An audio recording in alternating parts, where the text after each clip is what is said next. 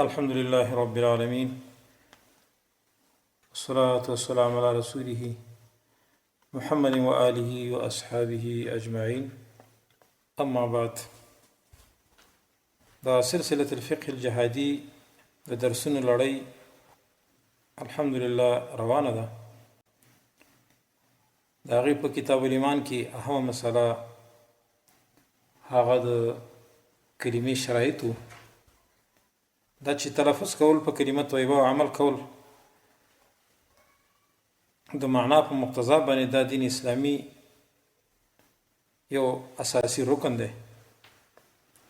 لیکن متاسفانه چې جمهور امت د دین نه خبره ده.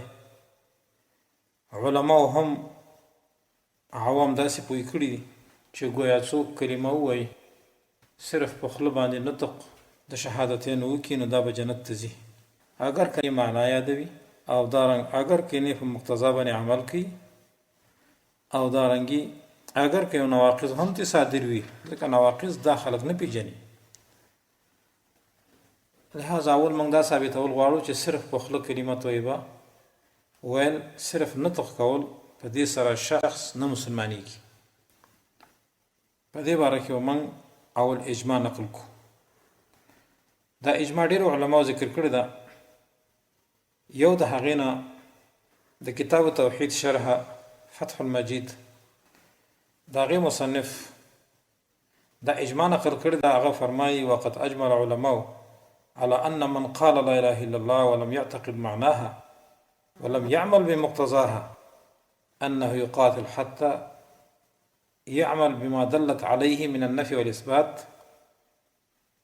دې فرمایي علماو اجماع په دې باندې ده چې چا لا اله الا الله ویل او د هغې معنا یاده نه وه او نه د هغې په مقتضا باندې عمل کړی، نو انه یقاتل، د سره به قتال کیدی شي تر دې چې عمل وکړي بما دلت علیه من النفي والاثبات، چې دا کلمه په نفي او اثبات باندې کم دلالت کوي او دغه سړی په دې باندې عمل کوي. به د امام خطابي قول هم ذکر کړی دی د دې حدیث لاندې امرت ان اقاتل الناس حتى يشهدوا لا اله الا الله. نو دا اجماع دغه عالم ذکر کړی. دا اجماع نور علماء هم ذکر کړی ده.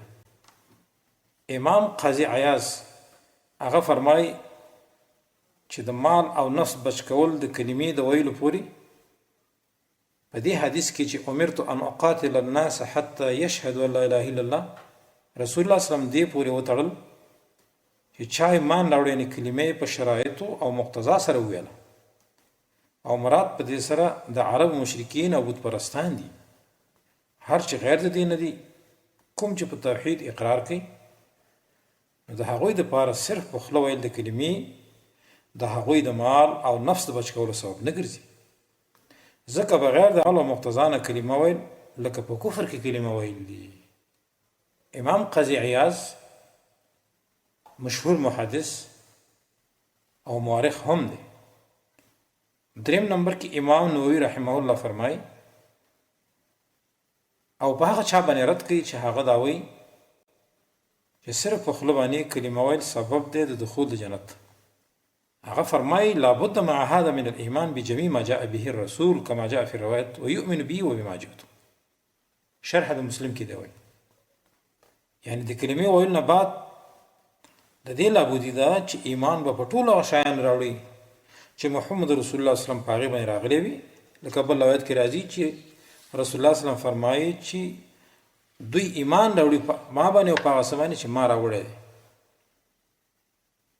بل شیخ الاسلام ابن تیمیه رحمه الله نه چې کله تپوس وشو د تاتاریانو د قتال په باره کې چې د هغوی سره قتال څنګه دی، نو هغه ډیره اوږده فتوا ده. به په دې فتوا کې داسې ویلي چې د تاتاریانو سره جهاد لازم دی. به ویل هر هغه ډله چې طاقت لرونکي وي او خلق د ظاهري اسلام نفاذ ته نه پرېږدي. ظاهر د اسلام نفاذ ته نه پرېږدي لکه موجوده طاغوتي حکومتونه، نو یقینا د داسې خلقو او حکومتونو سره به جهاد واجب دی تر هغې پورې چې خلق د اسلام د احکام پابند شي، اگر که دوی کلمه هم وای او بعض احکام د اسلام هم مني، خو جهاد به ورسره کیدی شي لکه ابوبکر صدیق او صحابه کرامو د مانعینو د زکات سره جهاد وکړو.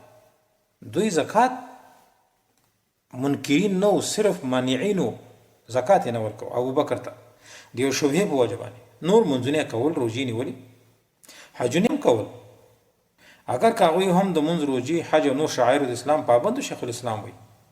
او په همدې خبر د فقهاو اتفاق دی وروسته د ابوبکر صدیق رضی الله عنه. نو د شیخ الاسلام ابن تیمیه رحمه الله په دې فتوا کې موږ ته دا ظاهر شو چې یو شخص یا یوه ډله د اسلام پابند ده، ولیکن د اسلام یو رکن په ځای نه راوړي، لکه مانعین د زکات، نو د هغوی سره به جهاد کیدی شي.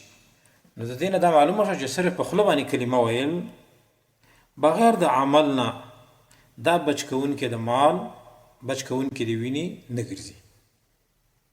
بل حدیث کې راځي، د مسلم حدیث دی، رسول الله صلی الله علیه وسلم فرمایي: من قال لا اله الا الله وكفر بما يعبد من دون الله حرم ماله ودمه وحسابه على الله. چا چې لا اله الا الله ویله خو ورسره وکفر، کفر وکړي بما يعبد من دون الله، په هغه معنی چې عبادت یې کیدی سوا د الله نه، د طواغیتو نه براءت وکړه، د هغې نه اعتزال وکړه، د هغوی سره دښمني وکړه، نو د ده مال او وینه بیا حرامه ده، نور حساب په الله باندې. دا حدیث مسلم راوړی. مفهوم مخالف د دې حدیث دا دی چې چا لا اله الا الله ویله خو لیکن د طواغیتو نه اعتزال ونه کړو، د طواغیتو نه براءت ونه کړو، د وینه او مال دا حلال دی او نور حساب په الله باندې. دا حدیث په مفهوم مخالف باندې په دې خبره دلالت کوي. د دې وجه نه دغه ائمه چې دا خبره کړې ده په دې باندې چې کلمه طیبه ګوره صرف په خوله ویلو سره چې سړی په خوله باندې په هغې نطق وکړي د وینې او د مال بچ کوونکي نه ګرځي. امام ابن حجر اسقلاني رحمه الله دې حدیث لاندې لیکي: امرت ان اقاتل الناس حتى يشهدوا ان لا اله الا الله. رسول الله صلی الله علیه وسلم فرمایي ما ته امر شوی دی چې زه جنګ د دې خلکو سره وکړم تر څو چې دوی لا اله الا الله وایي. امام ابن حجر اسقلاني لیکي: وفيه منع قتل من قال لا اله الا الله ولو لم يزد عليها وهو كذلك. په دې حدیث کې منع ده د قتل د هغه چا نه چې لا اله الا الله ویلي وي، اگر که په دې باندې نور څه نه وي زیات کړي. وهو كذلك، او دې په مندي حال کې وي، نواقص ترې نه صادر نه وي. بیا وروسته وایي: لکن هل يصير بذلك مسلما؟ آیا دا په دې خبره باندې مسلمان ګرځي؟ الراجح لا. وایي راجح خبره دا ده چې دا په دې باندې مسلمان نشي ګرځي، بل يجب الكف عن قتله حتى يختبر، بلکې واجب دی د سړي د قتل نه ځان ساتل تر دې چې د باندې امتحان وشي. فإن شهد بالرساله، که چېرته دې سړي د ایمان راوړلو نه وروسته کلمه خو ویلې ده، شهد بالرساله، ګواهي د محمد رسول الله صلی الله علیه وسلم پر رسالت باندې ورکوله، و التزام احکام الاسلامي، او دارنګې د اسلام د نور احکامو پابندو، نو حکم باسلامه، دې سړي په اسلام باندې به فیصله کیدی شي، دا سړی مسلمان دی. والى ذلك الاشاره بالاستثناء بقوله الا بحق الاسلام، او په دې سره اشاره شوې ده د حدیث کې چې الا بحق الاسلام. فتح الباری 12 جلد کې راخصي، او رقم د حدیث صحیح بخاری 4933 نمبر حدیث. نو د ابن حجر اسقلاني رحمه الله په نسبت هغه چا چې کلمه طیبه ویلې ده، ولې دغه کلمه باندې خدای مسلمان شو، خو آیا دا دوام او استمرار د مسلمانۍ دا پاتې کېدی شي صرف ویلو سره او په نورو احکامو د عمل ونه کړو؟ دی وایي نه، تر څو چې په نورو د شعایرو د اسلام باندې دی عمل ونه کړي، د وینه او مال نه بچ کېږي. دوستانو په دې باندې دا د ابن حجر صاحب قول. دارنګه امام عبداللطیف آل شیخ دی وایي په هغه چا باندې رد کوي چې څوک دا وایي چې کلمه طیبه په خوله ویلو سره صرف سړی د مال او د وینې بچوالی راولي د یو چا. دی وایي فمن جعل الاسلام هو الاتيان باحد المباني الاسلام فقط مع ترك التزام توحيد الله والبراءة من الشرك فهو اجهل الناس واضلهم. مصباح الظلام کې لیکلي دی هغوی هغه څوک چې اسلام صرف راتک په یو بنا د اسلام ته وایي چې سړی یو کلمې ویلي لا اله الا الله فقط مع ترک التزام توحید الله، نور نو د توحید نه خبر نه دی، والبراءت من الشرک او نه د شرک نه براءت کوي، د مشرکین نه براءت نه کوي، د طواغیتو نه براءت. نو دی فرمایي فهو اجهل الناس واضلهم، دا غټ جاهل د خلکو نه د غټ گمراه دی. امام شوکانی رحمه الله فرمایي چې اجماع د مسلمانانو په دې باندې دا چې دارنګه احادیث چې کوم رسول الله صلی الله علیه وسلم داسې ویلي چې لا اله الا الله ویل دا به جنت ته داخليږي، وای داسې احادیث چې کوم راغلي دي وای دا ټول مقید دي بعدم المانع، چې معنی بنوي چې دا سړی معنی کې د جنت نه یو و د دې وجنه سلف و د دې احادیثو داسې تعویل کړی دی چې کوم احادیثو کې دا راغلي دي چې رسول الله صلی الله علیه وسلم فرمایي چې لا اله الا الله ویل نو دا خلک به جنت ته ځي. د دې دا تعویل سلف دام کړي چې فرایض او اوامر او نواهی په دغه وخت کې نازل شوي، لا نو رسول الله صلی الله علیه وسلم دا ویل. هر کله چې فرایض اوامر او نواهی نازل شو نو به رسول الله صلی الله علیه وسلم دا په دغه ایمان کې داخل کړو. لہذا دا قبل نزول الفرائض دا احادیث ویل شوي. او امام نووي د بعضو ندام نقل کړي دي چې دا من قال لا اله الا الله دخل الجنه، چا چې لا اله الا الله ویلو جنت ته به داخليږي. دا وی د رسول الله صلی الله علیه وسلم اجمالی احادیث دي محتاج دي شرح ته او معنا ته. به وی معناه معنا د دې دا من قال چا چې ویل الکلمه دا کلمه طیبه ود حقها وفریضتها، او دا غي حق ادا کو دا غي فرایض ادا کړو، نو دغه شروط دا غي دي، نو دیو جنت ته ځي. د دې وجه دوستانو د امام شوکانی نه چا پوښتنه وکړه د هغه باندې چینو په باره کې چې هغه په باندو کې اوسېږي چې نور هیڅ د اسلام اعمال پکې نشته سوا د کلمې طیبه، چې کلمه طیبه وای بس او دعوه کوي چې موږ مسلمانان یو. آیا دا خلک مسلمانان دي که کافر؟ د دوی سره غزا کیدی شي که نشي؟ امام شوکانی رحمه الله ورته وایي من كان تاركا لأركان الإسلام وجميع فرائضه ورافضا لما يجب عليه من ذلك من الأقوال والأفعال ولم يكن لديه إلا مجرد التكلم بشهادتين فلا شك ولا ريب أن هذا كافر شديد الكفر حلال الدم. امام شوکانی ورته وایي هغه څوک چې د اسلام د ارکانو نه د یو رکن پرېښودونکی وي او یا د هغه شي پرېښودونکی وي چې په ده باندې واجب وي، که هغه قول وي که هغه فعل وي، او د ده سره صرف مجرد تکلم وي، صرف په کلمه باندې خوله خوځولي وي چېره ما خو کلمه ویلې ده. شوکانی لیکي فلا شک ولا ریبه، هیڅ شک او ریب نشته په دې کې چې دا کافر دی او سخت کافر دی. وینه حلاله ده، مالونه حلال دي. مجموعه الرسائل سلفیه کې داشته د شوکانی کتاب د ارشاد السائل الى دلالة المسائل صفحه 43 نهم نمبر کې شیخ حمد بن ناصر عثمان آل معمر رحمه الله فرمای ويزمو علماوي اذا قال الكافر لا اله الا الله، کله چې کافر لا اله الا الله وي نو د وینې د بچ کېدلو سبب ذکر شو چې وینې بچته، نو فیجب الکف عنه، دی به نشي قتل کېدی. خو فإن تمم ذلك کچیرته دغه لا اله الا الله پوره کړه نو تحققت العصمه، به بچواله متحقق شو، ثابت شو. و الا که پوره نکړه بطلت، نو دغه عصمتي باطل شو. ويكون النبي صلى الله عليه وسلم قد قال كل حديث في وقت، ځکه نبی له صلوات والسلام هر حدیث په خپل وخت سره ویلي. یو ځکه ویلي دی امرت ان اقاتل الناس، ما ته امر کړی شوی چې د خلکو سره جنگ وکم تر څو چې لا اله الا الله وایي. وليعلم المسلمون ان الكافر المحارب اذا قالها كف عنه وصار دمه وماله معصوما. دې د پاره چې مسلمانان په دې پوه شي چې کوم کافر محارب چې دا کلمه وایي نو د هغه نه به بیا لاس نیولی کېږي، نه هغه به نه قتل کېږي، وینه او مال به معصوم وي، حلال به نه وي. بیا په بل حدیث کې بیان کړه چې دا قتال به شهادتینو پورې اوږد وي. دو عبادت نور څه ویلي؟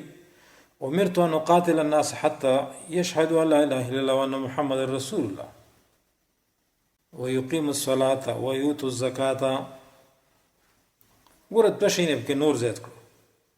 اوله کې ویلي چې حتی یقولوا لا اله الا الله، نو شهادتین خو ذکر شو. بل حدیث کې بیا دا دوه شیونه چې منځ او زکات دا ورپسې ډېر کړو. نو فبین ان تمام العصمة وکمالها انما يحصل بذلك. دی حدیث کې رسول الله دا بیان کړ چې عصمت تمامواله چې راځي د دې سړي وینه چې بچ کیږي دا په دې منځ کولو او زکات ورکولو سره چې دغه شهادتین سره یو ځای شي به بچ کیږي. بیا وی ولی الله تقع الشبهه، د دې وجنه چې دا شبهه واقع نشي چې مجرد الاقرار يعصم على الدوام، چې دا مجرد اقرار کول یعنی کلمه په خپل باندې ویل نور عمل نه کول دا بګینه همیشه سره بچ کی، دا غوینه و بچ کی، دا قتل و بچ کی، نه داسې نه ده، بلکې دی وسه کی، دی به عمل ورسره کوي. که داسې نه به د وینه او مال بچ نه. امام محمد بن عبد الوهاب رحمه الله فرمای ولهم شبهه اخرى، و دې مشرکین د پاره بل شبهه ده. دوی سوې وی ګور تاسو ورچاته کافر وي، حالانکه اسامه رضی الله عنه یو سړی قتل کې چې هغه لا اله الا الله ویلی و، رسول الله په انکار وکړ چې ولې دا مړک. همدارنګه رسول الله صلی الله علیه وسلم فرمایي چې امرت ان اقاتل الناس حتى يقولوا لا اله الا الله. مته امر شوی چې زه د خلکو سره جنګ وکړم تر دې چې دوی لا اله الا الله وایي. نو ګوره مونږ لا اله الا الله ویل د محمد عبد الوهاب رحمه الله ته د مشرکین ویل تاسو موږ سره ولې جنګ کوئ، ولې جهاد کوئ. نور احادیث په دې باره کې شته چې چا لا اله الا الله ویل نو د وینه او مال به بچي. شیخ محمد عبد الوهاب رحمه الله فرمایي ومراد هؤلاء الجهله، مراد د جاهلانو دا دی چې ان من قالها، چې چا دا کلمه ویل نو لا یکفر، نه کافر کیږي، ولا یقتل، او نه به قتل دی شي، ولا فعل ما فعل، اگر کوم کار کوي لکه دا اوسنی مرتدین، ځکه دوی من کلمې ویلې دي که نور هر قسم نواقص تصادی پروا نه کوي. بیا وی هر چې حدیث د اسامه دی نو هغه چې هغه سړی قتل کړ هغه دعوت اسلام کړی و، نو د اسامه رضی الله عنه دا ګمان شو چې د یې دغه کلمه ماته ویل، او کوم سړی چې اسلام ظاهر کی نو هغه به نه وجني تر دې چې معلوم شي مخالفت دغه د اسلام سره. که مخالفت ظاهر شو به یې مړ کړه، نو که معلوم شو دین وروسته چې هغه کار یې کړی چې د اسلام مخالف و نو بیا به قتل کیږي. ځکه الله فرمایي فتبین، تاسو تبین کوئ که د هغه حدیث خدا جواب شو. او دارنګه نور حدیث چې په دې باره کې راغلي دي وایي د دې معنا هم دا ده چې چا موږ ته اسلام ظاهر کړ او توحید ظاهر کړ نو دا هغه نه به هغه به نشي قتلی، مګر که ناقص دی بیا صادر شو نو بیا به هغه سره د کافر معامله کیدی شي. دارنګه 11 نمبر کې امام عبداللطیف فرمای وجميع ما تقدم من الاعتراضات بناء على معتقد باطل، ټول اعتراضات چې کوي دغه مخالفین په موږ باندې دا په یو باطل عقیده باندې بنا دي، او هغه باطل عقیده دا ده چې د خلکو دا یقین دی چې ان من تفو بشهادتين لا يضره الذنب، چا چې کلمت وایي په جواب باندې ویلي صرف نطق په کړي لا يضره الذنب، ګناه ته کوم ضرر نه رسي، دا مطلب. او دارنګي ولا يخل بإيمانه، ایمان کې خلل نه راځي، ولا ينقض اسلام او اسلام نماتي چې هغه شرک وي او که هر قسم ناقضي، اگر که د حلولي عقیده لري یا د اتحادیه لري یا نور مکفرات صادر شي. به فرمای حتی تر دې پورې چې د بناګان د اسلام هم د خلکو په نظمانی ډېرې معتبرې نه دي په حقیقت کې. بس که روژه نه نیسي خیر دی، او که زکات نه ورکوي، او که مونځ نه کوي، پروا نه کوي، خو چې کلمه دې ویلي. بیا امام عبداللطیف په دې خلکو باندې رد کوي، څه وایي؟ وایي ومعرفة هذا القول وتصوره يكفي في بطلانه عند من عرف الاسلام. وایي پیژندل د دې قول او دارنګې د بطلان د دې عقیدې د دې قول چې دا دومره باطل عقیده ده، دا وایي د هغه چا په نسبت باندې ډېره ښکاره ده چې هغه اسلام پیژندلی. دا دومره غلطه خبره ده چې اسلام پیژندلی، دا به ونه وایي چې صرف کلمه په خوله باندې ووایه، نور چې څه کوې کوه، نو پروا نه کوي، ته مسلمان حسابېږي. شیخ الاسلام ابن تیمیه رحمه الله بل ځای فرمایي وقد اتفق المسلمون على ان من لم يأت بشهادتين فهو کافر. مسلمانانو په دې باندې اتفاق دی چې چا په کلمه شهادت باندې راتګ ونه کړي، دی کافر دی. هر چې څلور اعمال دي نور، نو د دې په تکفیر کې بیا چې چا پرېښودل اختلاف دی. اهل سنت والجماعت وی متفق دی په دې باندې چې په ګناه کبیره باندې سړی نه کافر کیږي، غیر مکفره باندې زنا او شراب وغیره، او چې دا مبانی دي د اسلام بناګانې، نو په تکفیر د پرېښودونکو دي کې نظام مشهوره ده. امام احمد رحمه الله په یو روایت کې وایي چې کافر کیږي چا چې یو د دې نه پرېښود، مونځ یې ونه کړ، روژه یې ونه نیوله، دارنګې حج یې ونه کړ. او دا مسلک غوره کړی دی د اصحاب مالک نه ابي حبیب، مجموع فتاوا جلد صفحه 302. د شیخ الاسلام ابن تیمیه رحمه الله په نسبت باندې مبانی الاسلام چې دي کدا یو د پرېښودو، نو د امام احمد دا نقل کړ چې دی به کافر کیږي. 14 نمبر کې امام ابو محمد مقدسی فرمایي وی شریعت خو پوره شوی دی، دې کې شک نشته، خو لیکن د لا اله الا الله لپاره بعض لوازمات او بعض مقتضات دي، نواقض هم شته، مبطلات هم شته، دا کلمه هی باطلیږي، داسې نواقض شته کنه. نو که چېرته دې سړي راتګ وکړو دې کلمه ویونکي په لوازماتو د دې کلمې سره د ناقضو نه ځان وساتو، نو استمرت العصمت، دا عصمت به همیشه همیشه قائم او دائم پاتې شي. څه مطلب؟ وینه به بچي، مال به بچي، دغه کافر بنئ کنه. خو لیکن که چېرته دې سړي راته وخ په یو ناقض باندې یو ناقص ته صادر شو، نو دا کلمه ویل به د کوم فایده نه رسي، دا کلمه ویل به د کوم فایده نه رسي بغیر د عمل کولو نه، چې دا عمل نه کوي په شرایعو د اسلام باندې، او دا رنګي د نواقض نه ځان نه ساتي، صرف په خپل باندې د دې کلمې ویلو بروسه کوي، په دې باندې تکیه کوي چې را بس ما کلمه ویل.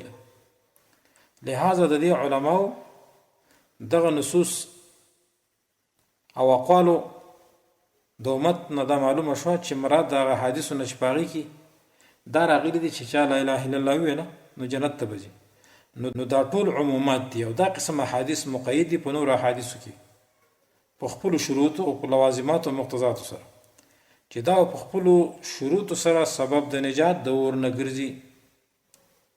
انا به سړی اور ته نه ځي د دې کلمې په وجه باندې چې هغه په دې باندې په نواقضو په لوازماتو او په مقتضاتو باندې عمل وکړي، او په انتفاع دغه شروط او قیوداتو سره کلمه د دخول د جنت نه معنی ګرځي، چې کله پکې شرایط نه وي، مقتضات د کلمې نه وي، لوازمات یې نه وي، نو ګوره جنت ته نشي تللی. دوستان د دې وجه نه حسن بصري رحمه الله فرزدق ته ویل، فرزدق مشهور لغوي عرب دی، دته ښځه وفات شوه، کله چې ښځه دفن کوله نو د دفن په حال کې حسن بصري دته وایي ما عادت لهذا اليوم، د دې ورځ دپاره څه تیار کړي دي که نه؟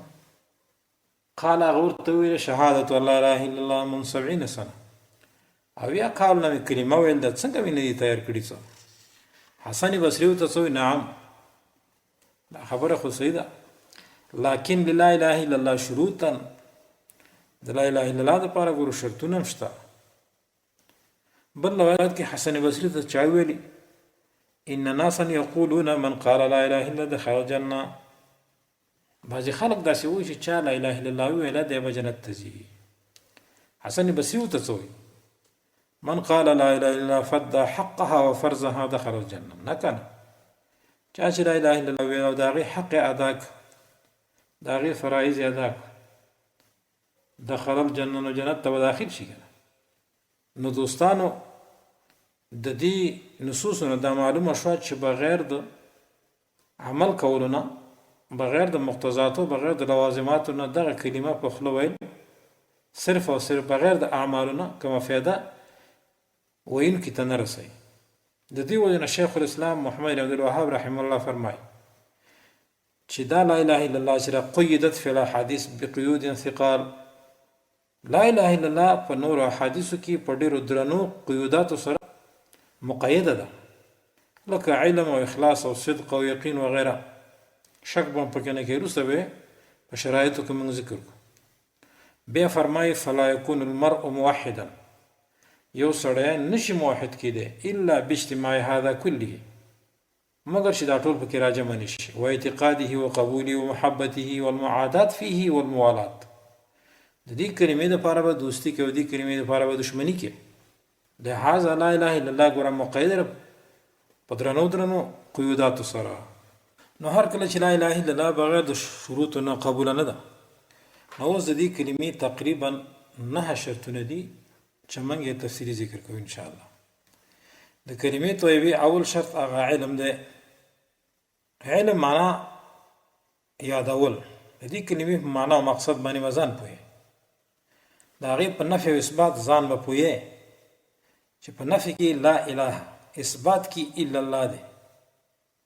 او همدا بیان الله په دې آیات کې کړی چې فمن یکفر بالطاغوت ویؤمن بالله، چا چې کفر په طاغوت باندې او ایمان په الله باندې راوړ، نو هر هغه څوک چې دا دواړه نفي او اثبات چې د کلمې طیبې ارکان دي په خپله کلمې کې جمع نه کړي، نو په العروة الوثقی باندې تمسک ونه کړو.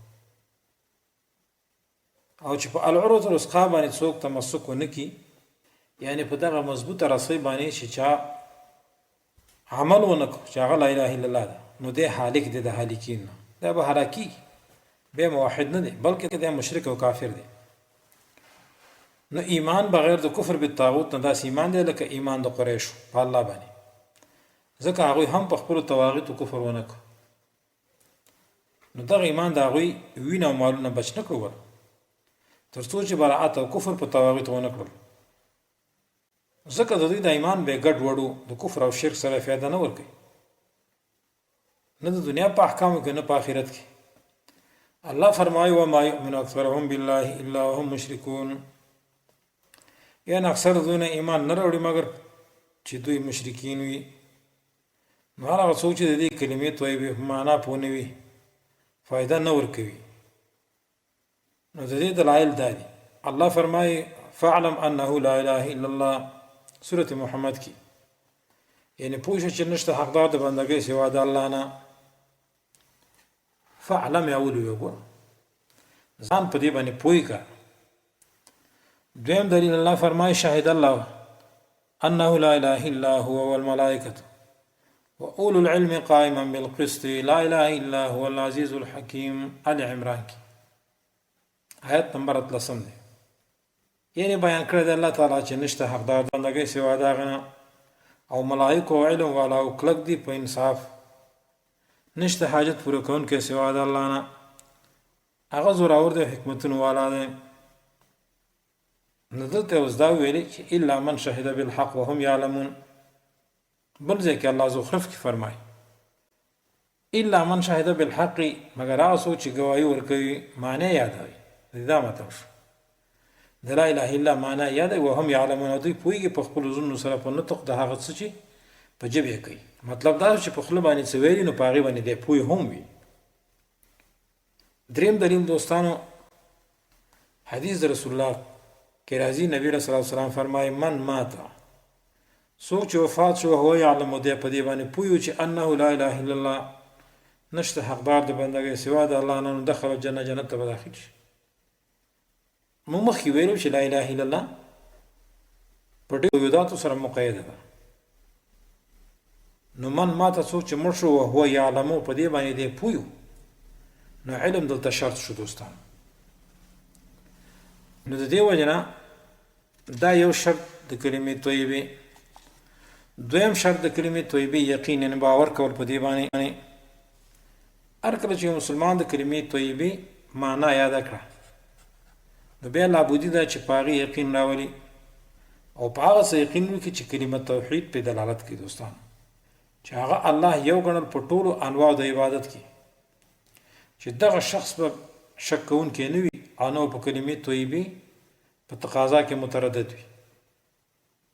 د دې دلیل سورة حجرات کې الله سبحانه وتعالی فرمایي انما المؤمنون الذين آمنوا، یقینا مؤمنان هغه کسان چې ایمان یې راوړی بالله په الله باندې ورسوله او پر رسول د هغه باندې ثم لم يرتابوا، بیا یې هېڅ شک نه وي کړی، وجاهدوا باموالهم، جهاد یې کړی په مالونو، وانفسهم په نفسونو خپلو باندې فی سبیل الله په لار د الله کې، اولئک هم الصادقون، دغه کسان دوی رښتیني دي. دا آیت دلیل دی چې ایمان والا شک کوونکی نه وي په خپل عقیده کې او نه په دین کې. اوس منافقین چې کوم شک کوونکي په خپل عقیده کې نو هغوی فی الدرک الاسفل من النار وګرځېدل که نه، ځکه هغوی کې دا دویم شرط نو یقین یې په نو کلمه کې نه کوو، په دې کلمې باور او یقین نه و. حدیث نه دلیل وګوره، رسول الله صلی الله علیه وسلم فرمایي اشهد ان لا اله الا الله وانی رسول الله، گواهی ورکوم چې نشته حقدار د بندګۍ سوا د الله تعالی نه، وانی رسول الله او یقینا زه د الله رسول یم. لا یلقى الله بهما عبد غیر شاک، ملاقات نه کوي یو بنده د الله تعالی سره په دې دواړو شهادتینو باندې چې شک کوونکی نه وي په دې دواړو کې، الا دخل الجنه، مګر جنت ته به داخل شي. اوس وګوره دې حدیث کې رسول الله صلی الله علیه وسلم یقین ذکر کړ، ځکه دا شک چې دی دا د یقین مقابل دی. دا سړی کلمې ویلې ده خو لیکن شک کوونکی نه دی په هغې کې، نو دی به جنت ته ځي. د دې وجه نه دوستانو امام قرطبي د مسلم شارح باب تړلی، باب لا یکفي مجرد تلفظ بشهادتین، باب دی په دې باره کې چې صرف تلفظ کول په کلمه باندې دا کافی نه دی، بلکې لابدی ده من استيقان القلب، د زړه د یقین نه. فتح المجید دنه دا نقل کړي. دریم شرط دوستانو د کلمې طیبې قبول دی. د دې دا معنا ده چې دغه کلمه دا تقاضا کوي چې دا په زړه او ژبه منلی شي. الله د مخکینو امتونو قصه مونږ ته بیانوي چې هغوی د دې کلمې احکام او مقتضا ونه منله، غیرت کړه، نو الله د هغې نه انتقام واخیست. سورة زخرف کې الله فرمایي وكذلك ما ارسلنا من قبلك في قرية من نذير الا قال مترفوها، دغه شان نه دی لېږلي موږ ستا نه مخکې ویره ورکوونکي مګر ویل به مترفوها، چا به ویل هغه بې حده مالدارو د هغې، انا وجدنا ابانا على امة، یقینا موږ موندلي دي مشران خپل على امة په یو طریقه باندې، وانا على اثارهم مقتدون، او یقینا موږ په قدمونو د هغوی اقتدا کوونکي یو. قال او لو جئتكم باهدى مما وجدتم عليه اباءكم قالوا انا بما ارسلتم به کافرون. او به ویل پیغمبر اگر چې راوړی ما تاسو ته ښه هدایت د هغې نه چې موندلي تاسو په هغې باندې مشران ستاسو، نو دوی به ویل یقینا مونږ په هغه شي چې تاسو پرې رالیږلي شوي کفر کوو. بیا الله فرمایي فانتقمنا منهم، نو بدله واخیستله موږ د دوی نه. نو فانظر وګوره کیف کان عاقبة المکذبین، څنګه شو انجام د دروغجن کوونکو. دې آیات کې دا دلیل دی دې کلمې احکام او مقتضا دغه مخکینو خلکو نه ومنلې، نو ځکه الله ته بدل واخیست. او سورة صافات کې الله فرمایي انهم كانوا اذا قيل لهم لا اله الا الله يستكبرون، یقینا دوی او چې کله ورته وویل شو لا اله الا الله نه لوی به کوله کبر به کو، دوی به کبر کو، ځکه معنا لنه کنه. امام حافظ حکمی وای فجعل الله تعالى علة تعذيبهم وسببه هو استكباره. الله سبحانه وتعالى د دې خلکو عذاب او سبب چې وګرځول لوی وګرځول چې دوی د لا اله الا الله نه لوی وکړه هغه ونه منله، او تکذیبهم من جاء بها، او تکذیب د غچا چې راته کړې به دي کلمې سره نه پیغمبرانو دا کلمه دوی تراوړو نه پاغي باندې تکذیب وکړه، ځکه الله دوی معذب وګرځول. دا دریم شرط. څلورم شرط دوستانو د کلمې طیبه هغه انقیاد وته وي په عربی کې، پښتو کې ته غاړه خودل وي. په دې شرط هم کلمه توحید دلالت کوي چې دلایل په لاندې ډول دي. الله فرمایي وانیبوا الی ربکم واسلموا له، سورۃ زمر کې. یعنی تاسو رخ خپل توبه ګرځئ، په توبه کول سره تابع شي داغه د حکمونو هغه ته غاړه کېدی کلمه ویل له غاړه ورته کېده. بل ځای الله فرمایي سورۃ النساء کې ومن احسن دینا ممن اسلم وجهه لله وهو محسن. څوک ښایسته دین والا دی دا چانه چې تابع کو مخبل خاص الله راو دی ښایسته عمل والا او تابعدار د دین د ابراهیم علیه السلام چې پوخ موحدو. دی آیات کې الله فرمایي چې څوک ښایسته دین والا دا چانه چې هغه مخبل تابع کو الله را نو غاړه به ورته ږدي دې دین ته، صرف په خوله باندې کلمه طیبه فایده نه درکوي. دارنګې بل ځای کې الله فرمایي سورۃ النساء کې فلا وربک، داسې نه د قسم پر رب ستا باندې لا یؤمنون دا خلک بې ایمانه دي حتی یحکموک چې ای پیغمبره دوی ته حاکم ونه ګرځئ فیما په هغه تنازع کې شجره بینهم چې د دوی په منځ کې پیښي ثم لا یجدوا بدوی نمومی فی انفسهم په خپلو زړونو کې حرجا تنګوالی مما دا فیصلې نه قضیت چې تا کړي وي، فیصله دې وکړه د قرآن او سنت مطابق، او بیا دوی په خپلو زړونو کې دغه فیصلې نه تنګوالی هم ونه وي ویسلموا تسلیما او غاړه کې دې فیصلې ته غاړه ایښودلو ومنې ستا فیصله همیشه منل. دا آیات دلیل دی چې د رسول الله پر راوړي دین چې څوک فیصله نه کوي د کافران دي، او الله د دوی په کفر باندې په خپل ذات مقدسه باندې قسم خوري فلا وربک. امام ابن کثیر رحمه الله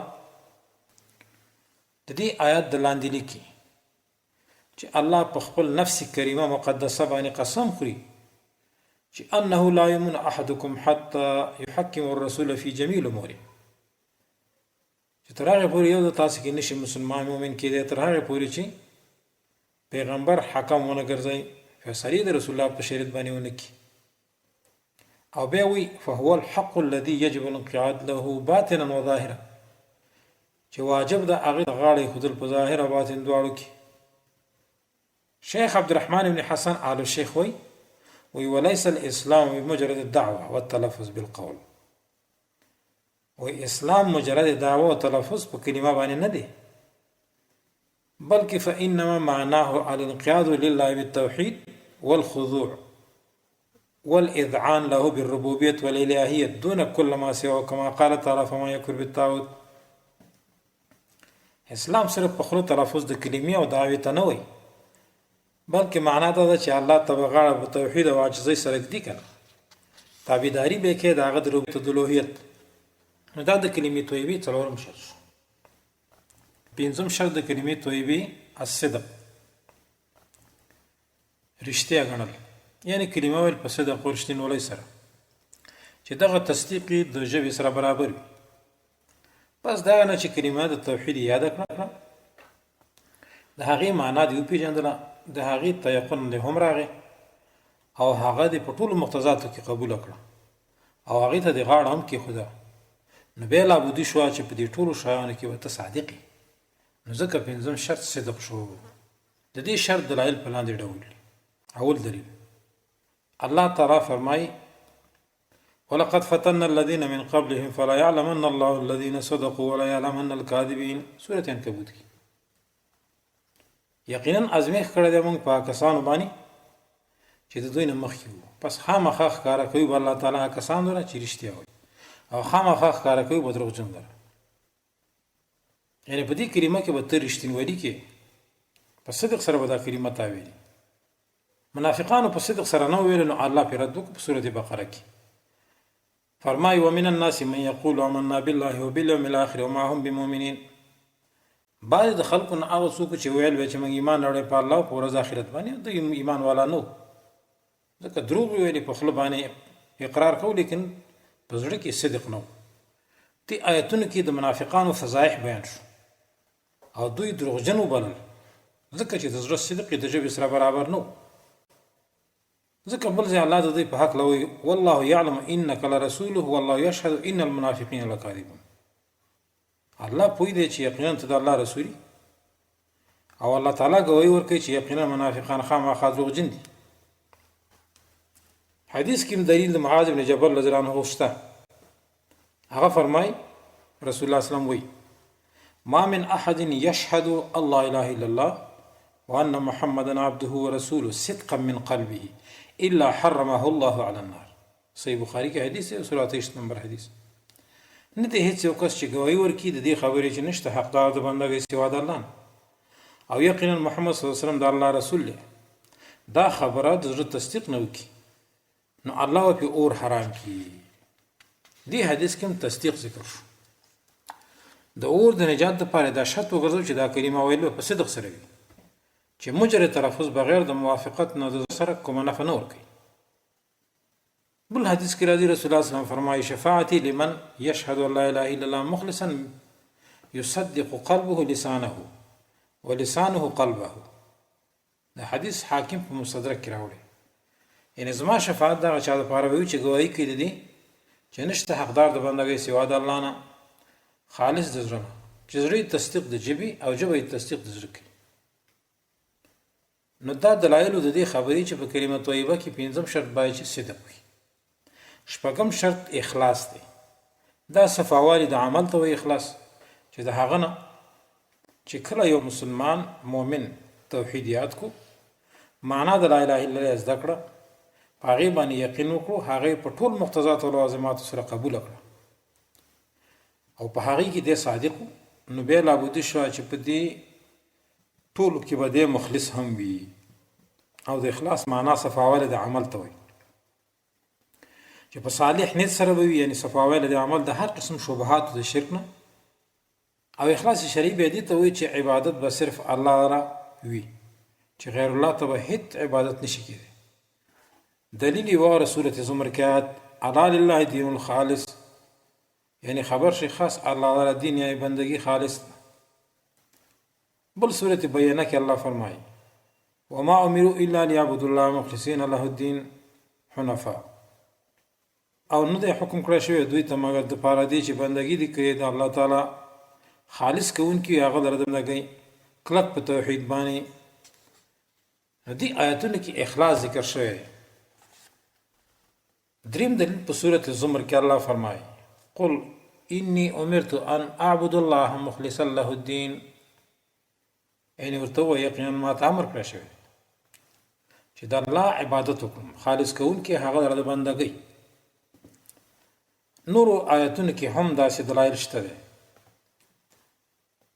حدیث کې راځي د ابو هريره حدیث دی، رسول الله صلی الله علیه وسلم فرمای اسعد الناس بشفاعة من قال لا اله الا الله خالصا من قلبه او نفسه. صحیح بخاری کې حدیث 99 نمبر حدیث. زیات نیک بخت از ما په شفاعت سره څوک دی چې کلمه طیبه د زړه یا د نفس اخلاص نه ویلي.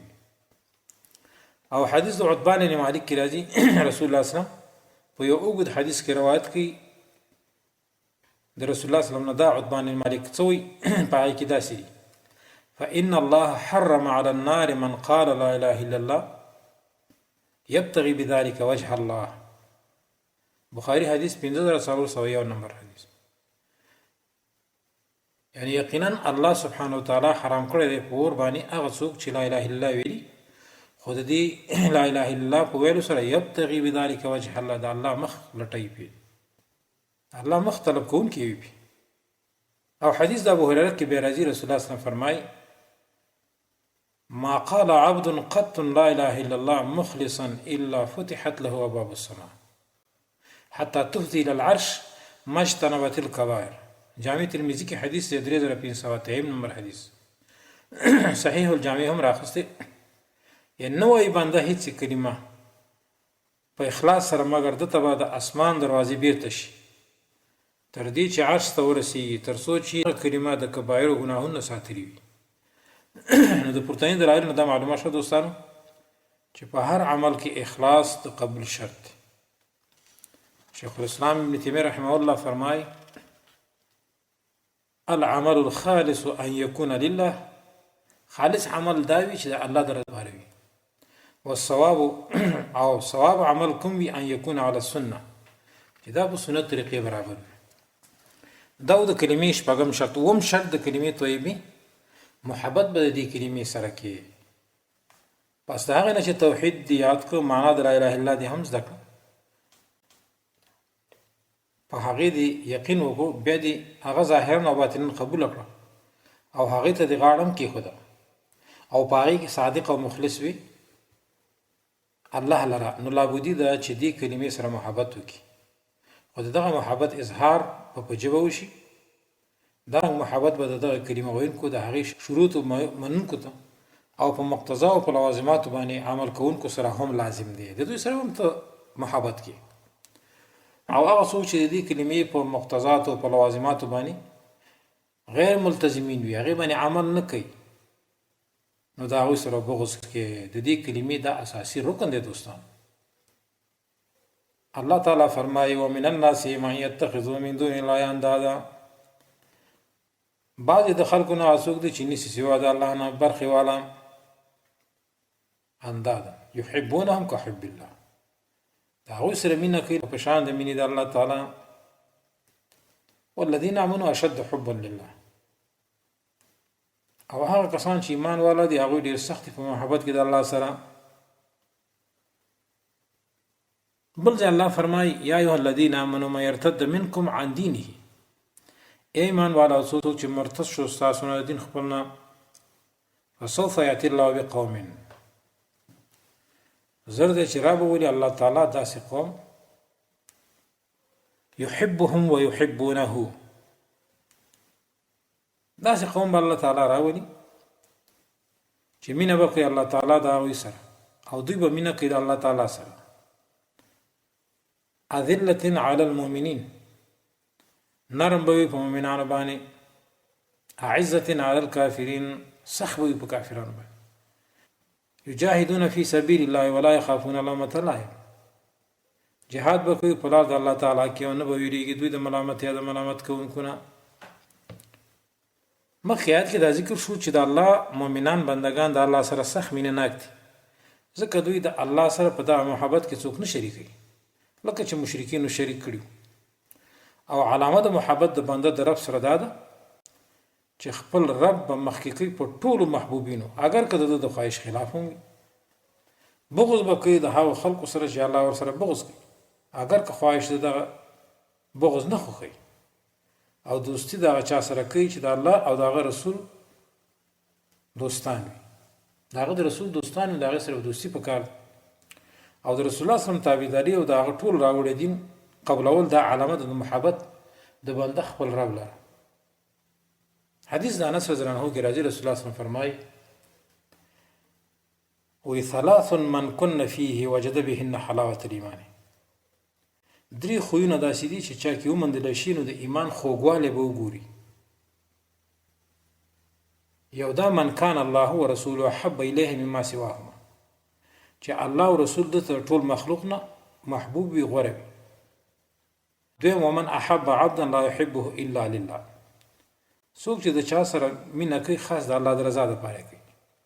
دریم نمبر کې ومن یکره ان یعود فی الکفر، یا څوک چې بد غني چې د کفر کې بیت داخل شي بعد ان انقذه الله منه، پس دا غیر چې الله دلره دغه شرک نه د کفر نه بچواله ور کړی خلاص کړی وي الله. لکه څرنګه کما یلقى فی النار، لکه څرنګه دا سړی بد ګڼي چې بې ته په اور کې وغورځولی شي، داسې کفر او شرک هم بد ګڼي. د دې وجه نه دوستانو دا اووم شرط. اتم شرط د کلمې طیبې دوستانو هغه کفر بالطاغوت دی. کفر بالطاغوت هر کله چې معنا د کلمې په هغې یقین کول او د هغې قبلول او هغې ته غاړه ایښودل او په هغې کې بیا صدق او اخلاص لازم ګڼل او بیا محبت د دغې کلمې سره پوره شول، خو د دې باوجود یو شخص کفر بالطاغوت نه کوي، نو دغه یو شرط یې هم قبول نه دی تر څو چې هغې سره الکفر بالطاغوت یو ځای نشي. ځکه بنده تر هغې پورې موحد او مؤمن نشي کېدی تر څو چې کفر په طاغوت ونه کړي.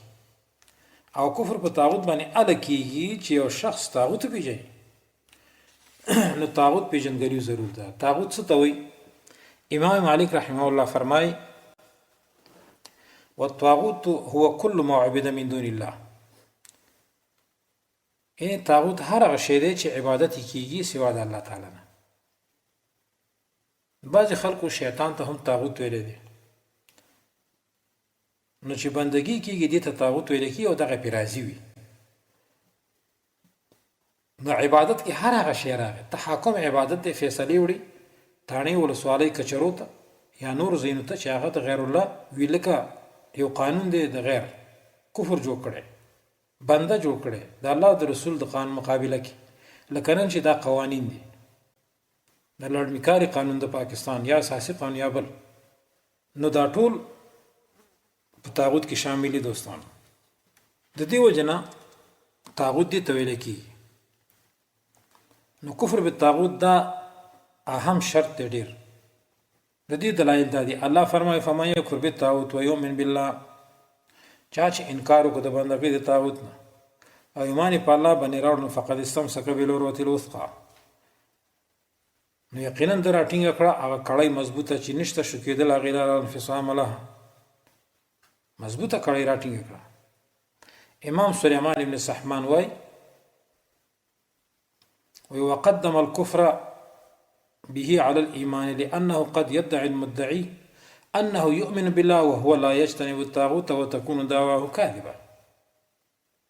ویدلته اول فمن يكفر بالطاغوت ویو به ایمان بالله رستو کوي. ځکه ډیر خلک داسې دعوه کوي چې د ایمان په الله باندې راوړي لیکن د طاغوت نه اجتناب نه کوي، لکه اوسني مرتدین پاکستانی مرتدینو ته وګوره دوی موږ لا اله الا الله ویلي ده، په تاڼو باندې هم لیکلي پاکستان کا مطلب کیا لا اله الا الله، خو اجتناب طاغوت نه کوي، په خپله طواغیت دي.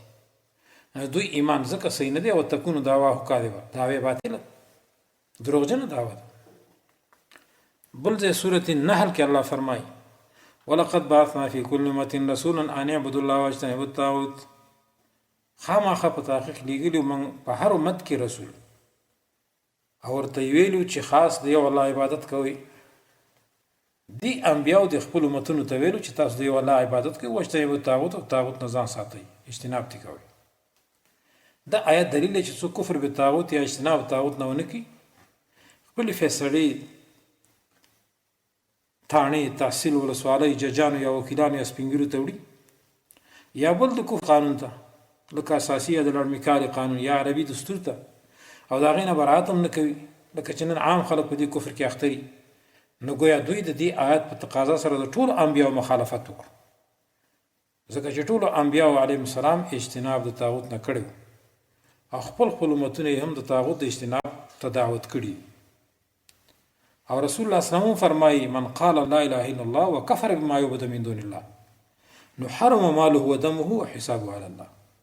چا چې لا اله الا الله ویله او کفر یې وکړ بما يعبد من دون الله، د هر طاغوت نه برات وکړو، نو د وینا او مال بچ شو. او که کفر به طاغوت یې ونه کړو، ګوره وینا او مال بچ نه دی. بل اهم مسله دوستان هغه ده چې کفر به طاغوت به څنګه کوي.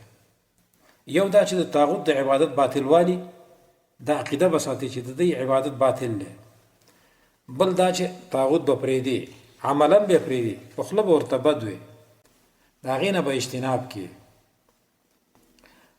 عقیده کې به دغه طاغوت پرېږدي، په قول کې به پرېږدي، په فعل کې به پرېږدي. د دې وجه نه سلیمان ابن سحمان وایي چې د کفر بالطاغوت مطلب دا دی سبه و تقبیح باللسان، په ژبه به بد ګڼي جواب بد بیانې وبغضه عداوته بالقلب زړه سره بغض کې وازالته باليد عند القدرت کله چې وسو شو داس بم ورکې څلورمه درجه کې مفارقته بیا به جدا کیږي نو دا د کفر بالطاغوت طریقه ده د طاغوت تکفیر بم کې لکه ابراهیم علیه السلام چې ویلو کفرنا بكم دا لازمه خبره دوستان نو دا اتم شرط د کفر بالطاغوت دا لازم دی په کلمه طیبه کې نه هم شرط دوستانو هغه استقامت دی په دې کلمه طیبه باندې چې سره تر مرګه ثابت قدم پاتې شي هر کله چې دا اته شرطونه تاومنل په هغه عامل شي سره د کفر بالطاغوت نو دې ضرورت دی چې استقامت ته چې په دغه شرطونو باندې سره کلک او ثابت قدم پاتې شي اول خاطر نشي ځکه د استقامت معنا ده عدم الاعوجاج والميل یعنی بل دین او عقیده تمایل نشي د فصلت 10 نمبر آیت په دلیل ده الله فرمایي ان الذين قالوا ربنا الله ثم استقاموا یعنی کسان چې وای رب زمونږ الله دې بیا کلک وي په دغه وینا باندې رسول الله صلی الله علیه وسلم الله فرمایي فاستقم كما امرت سوره هود کې یعنی کلک او ثابت قدم شه په دین باندې لکه څنګه چې تا ته امر کیدی شي ابو بکر صدیق رضی الله عنه ثم استقاموا معنا کوي هغه آیات کې چې ان الذين قالوا ربنا الله ثم استقاموا د دې دا معنا کوي چې لم یشرکو بالله شیئا د الله سره شریک نه جوړ کړي عمر فاروق رضی الله عنه به معنا کوي اي استقاموا على الطريقه لطاعته ثم لم يروغوا روغان الصحالب یعنی دوی کلک ولاړی په طریقه د رسول الله باندې اطاعت د پاره به دوی اخو دی خو ټوپونه نه وهي لکه د ګیدړو په شان باندې نن په یو پارټي کې سبا بل پارټي کې لار ته نور کوي موږ د چاو من بازار چا منه ګرځي بیغمه دین نظام خلاص کوي بیغمه ګرځي